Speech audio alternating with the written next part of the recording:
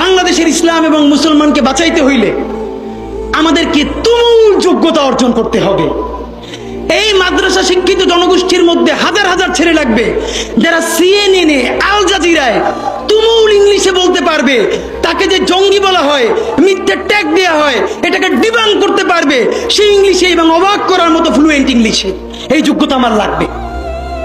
আমাদের ভাইয়েরা কিতাবি আরবি এবং অন্য আরবি ভিন্ন জিনিস, তাকে দুর্দান্ত আরবি বলতে পারতে হবে।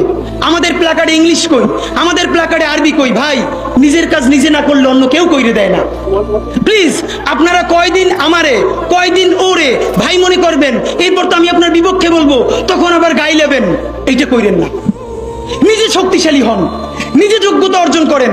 আমারে গালি দিয়ে হইলেও, বোকা দিয়ে হইলেও যে এই পুচকি বলা এত ভাব লয়, যা যোগ্যতা অর্জন করে ফেলাই। তবে কি জানেন, মিছিল দিয়া জান দেওয়া এটা একদিনের কাজ, 3 দিন 5 দিন 1 মাসের কাজ। যোগ্যতা তো আর 1 বছরে অর্জন হয় না। এটা বিরাট একটা জিহাদ। আপনারা বলেন না জিহাদ চাই, চলেন জিহাদটাই শুরু।